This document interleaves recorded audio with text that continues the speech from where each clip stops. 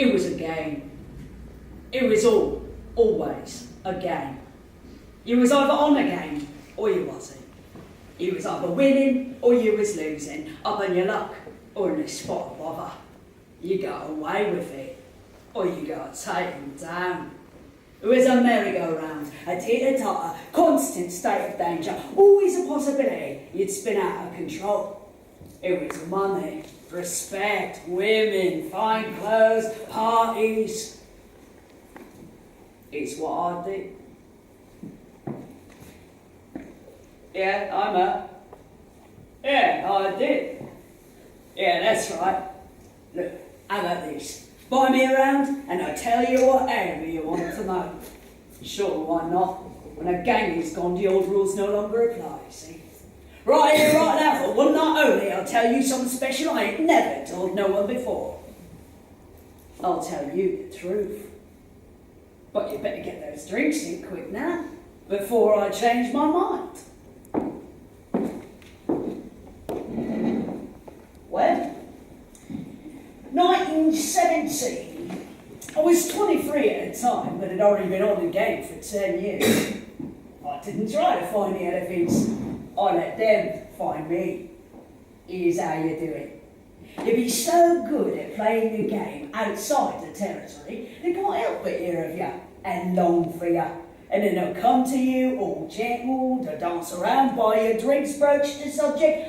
You ever tired of working on your own? You take your time. Drink those drinks. Tell them you get back to them. Yeah, and all, and finally say, sure, why not? And then they love you for it, for doing them the favour of adding your skills to their game. Ain't ever need to know it's what you wanted all along. They don't need to know your loyalty was won the minute you had set eyes on their queen. Her name was Alice Diamond. At least that's what she called herself, most of the time. I don't think I ever knew her real name. I asked once, but she wouldn't tell me. A queen likes her secrets. Now back then, I was working up in Islington, paying protection to the Barnsbury boys, and one day I walked into the George, ready to pay me monthly percentage to the Droid brothers, and stood there with the brothers was this woman. She had dark red hair and was the tallest woman I'd ever set eyes on. 5'8" and 3/4 inches, she told me proudly one day. Now Frankie sees me and says to her, "Oh, that's just Maggie Hale, a right clever little thief, but we let her work in our territory so long as she plays nice. Ain't that right, Maggie?" And he hoists me crinoline and grabs me firmly by the arse. I give him a kick and call him a dirty name, throw their money down and look up to see this woman with a vicious look in her eye. She's glaring at Frankie like she would love to set him on fire. Only he don't see it. He's too busy laughing with his brothers. I start to storm out of the place, but I'm stopped by a big, strong hand on my arm. "Wait now," she says. "I believe that is yours." And she points to the money I've just thrown down on the billiards table. I'm confused. And Frankie and Georgie start to object, but I notice Willie goes right still. The only one to notice the menace in her voice.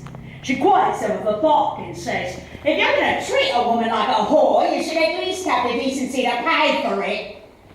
Their nose is hanging out in like fish. Probably no woman had ever spoke to them like that before. "Maggie Hale," she says, "take your money." I step forward and do as she says. She tilts her head towards the door. I take it and leave. I only found out later who she was. But from the minute my name was in her mouth, there was no doubt about it. I was hers. She was my queen.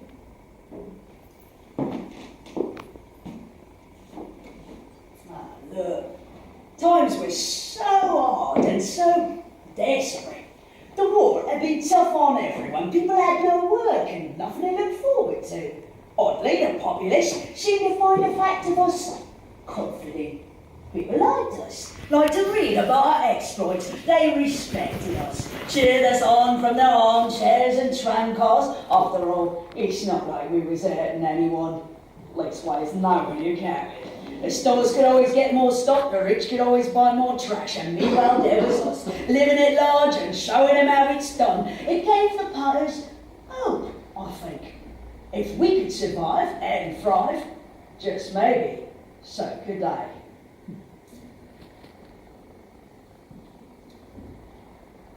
Here's how it's done. All's quiet. The shop girls, perfectly groomed and coiffed, the store minders flirting with the shop girls, the rich old birds and the young wives out spending their husband's dosh. There's 17 of us, 4 at each door, then Natalie dressed and holding their heads high, and me wearing my suit and hat and waiting in a car across the street.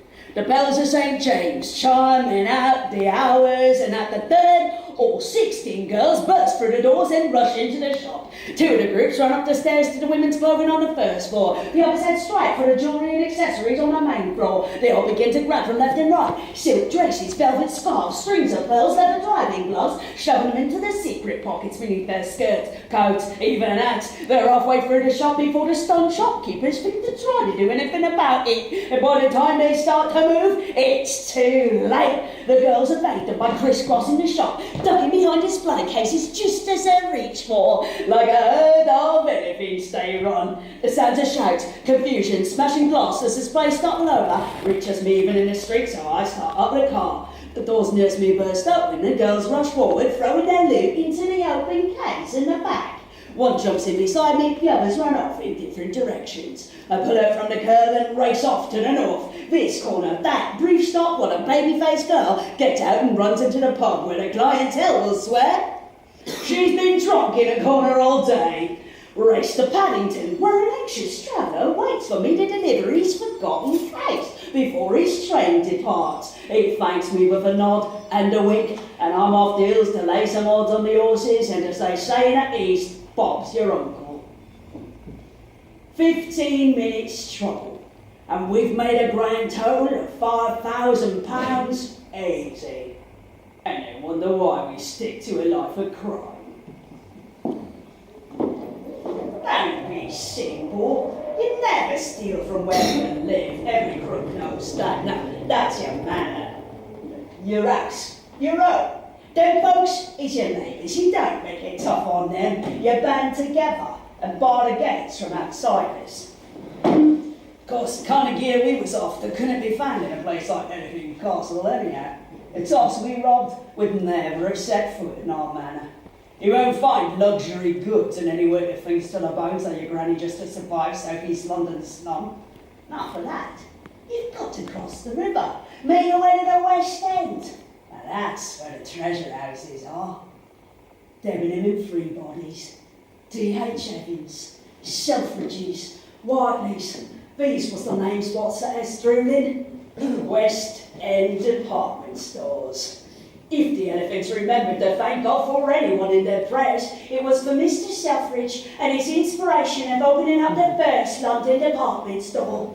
Everything you can ever want under one roof. Also on display where you can easily navigate. So many doors to choose from. Oh, those poor shopkeepers. They broke out into a cold sweat just at the mention of our name. Got so they all flew into a panic if one of us was seen just standing on the corner near their store. Oh, and the January sales. The stores is so full then, the girls can just run in, grab all they can, run out, dump it, and run back in for more.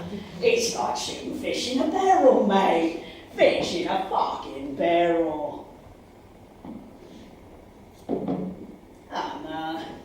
Being locked up wasn't that bad. It's like a second home to me, wasn't it?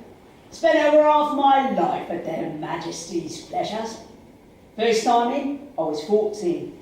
Been like one of them revolving doors ever since. Out the door and back on the street, in the door and back inside.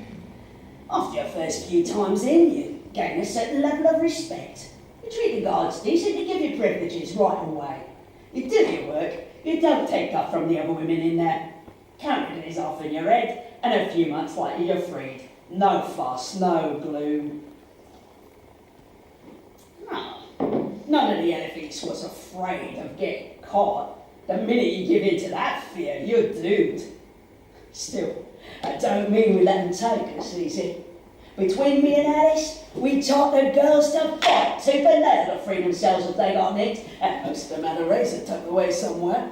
It only would some of the time, but even if you couldn't get free, at least you had the satisfaction of doing some real damage to the copper what nabbed you. They stopped thinking twice about trying to take us, that's certain. But it was Alice they feared the most. You know, the cops started calling her Diamond Annie after she took out a policeman's eye with her fist covered in diamond rings and one well-aimed jab. They wrote it down right there on the record as a punch to beware of.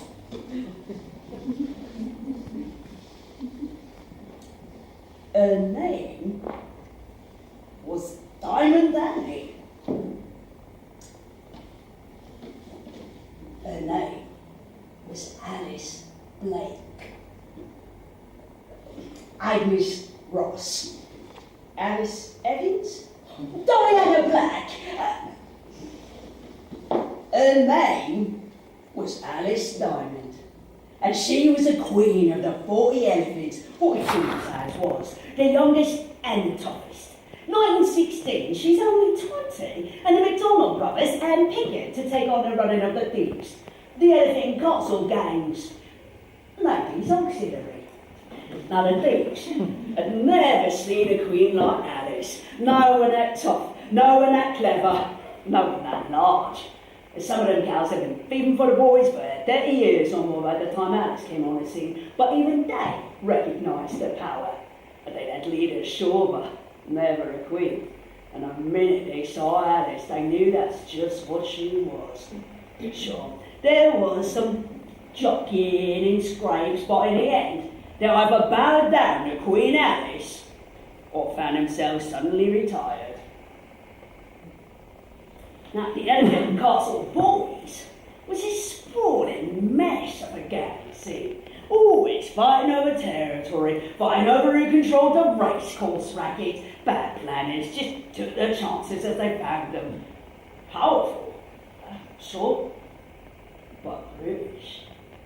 And when they was busy out getting stabbed and beating the livelihood out of each other, Alice schemed and planned and organised. She liked everything nice and neat, and a genius for organising, did Alice.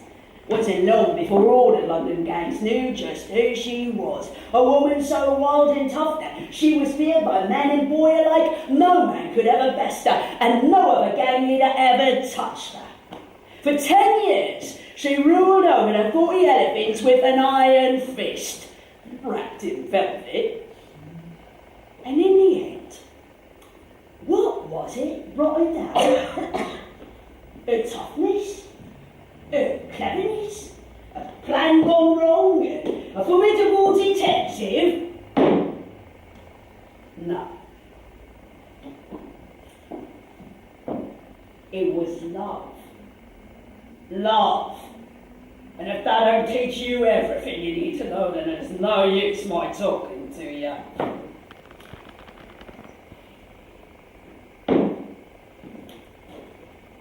What this? Oh, this was Alice's idea, wasn't it? We used the boys for this and that, but one day Alice says, "Hey now, you're tough as any fella, what do we need them for?" So on with a suit, filled my pockets with leather and steel, got the keys to the auto, and there it was. Didn't take much getting used to at all. Now she sent me to Margo MacDonald and told him to teach me all he knew. He was the Elephant Castle Games enforcer, the one who did the bloody deeds no one else wanted to do. If he laughed at the idea of a woman posing as a man and taking on his kind of job, he did me the respect of never showing it. And so, I became a 40 elephants enforcer. Wasn't long before Jimmy Hill himself said, "Now that Miss Hale is a very dangerous young man." We trusted the boys, sure we did, but we trusted ourselves far more. It's me, and Babyface Bertha, and Daredevil Dolly, and Alice, and we've got a bit bored and have decided to have some fun. So we dress up in our finest and head out on the town. It's a quick walk to the old Vic where the punters are lining up for a night of theatre. Now me, I never could sit through a play. There's something about being lied to all night that just sets my teeth on edge. But the punters got it, and they crowded into the place like it will save their souls. Now we're having a contest, picking pockets, and while I want to see if we still have the skill. Now Dolly is playing the uncle game. She was so pretty and small, they fell for it every time. Well, she sees a gentleman in his tall hat, taps him on the shoulder, and when he turns around, she throws her arms about him, crying out, "Uncle Fred, oh Lord, it's been so long, how have you been?" And by the time the confusion is sorted, she's relieved him of his wallet, watch, and coin. Only thing you see, dipping never was Alice's game. Too tall, too easily seen and remembered, and too large to easily felt as they dip into the pockets to nab the goods. And I can see that she's getting cross because she keeps having to stop before she's even started, and I know how much she hates to lose. So I slide all my stolen trash into her pockets without him noticing. And later, in the elephant, when we all turn out our pockets to show what we've got, she just about manages to hide her surprise, boasting to the others she knew all along she'd win, drinks all round, and she takes me aside, pulls me close, and brushes her lips against my ear. She whispers to me, "I owe you one."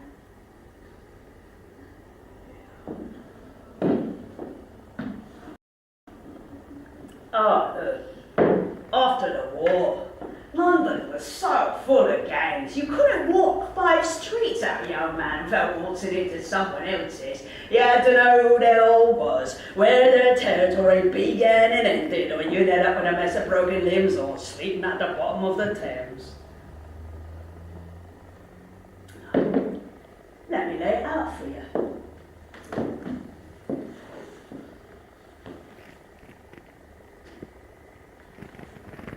London. To name just a few.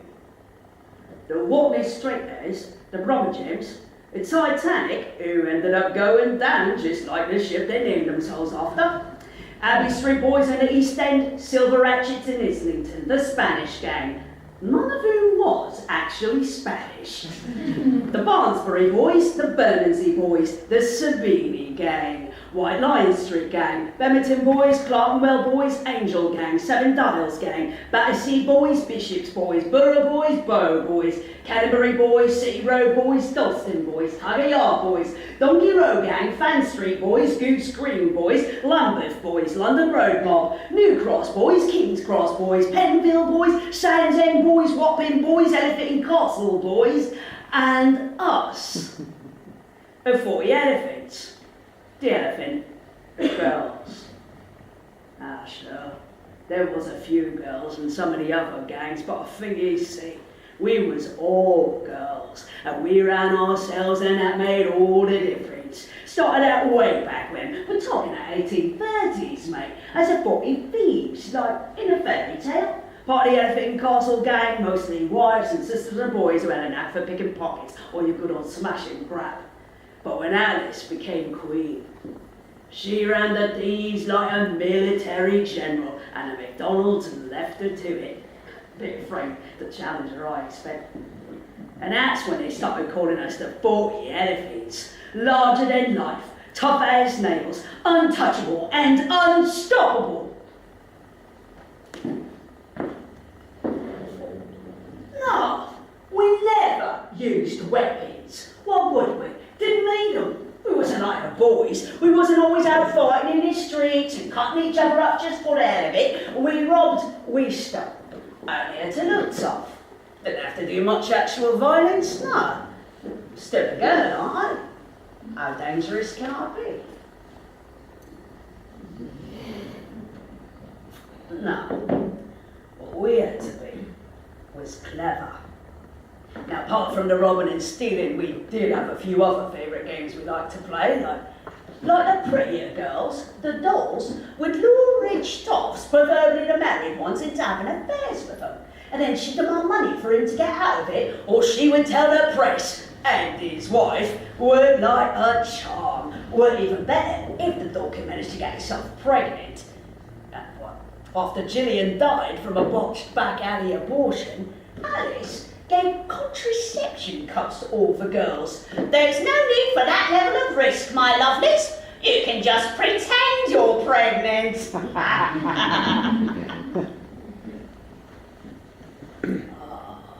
If we weren't working or inside doing time, then we was throwing parties. We threw the kind of parties would last 4 days. We had the dogs, so we had the drink, and as long as the drink held out, we kept the party on. Speaking of which, let's have another. The boys would come, and they'd be laughing and dancing and fumbling in the corners. But there was this American named Jackson who had a little jazz band. Sometimes we get them round and they would play all night. Now the girls had read all the magazines and tried to dress just like those Hollywood starlets. It was silks and furs, pearls and diamond heels, bobbed hair and powdered knees and noses. The boys soon realised they'd have to up their style if they was to pair up with the girls, and soon the elephant on both sides was the best dressed of all the London gangs. We looked like gentlemen and ladies.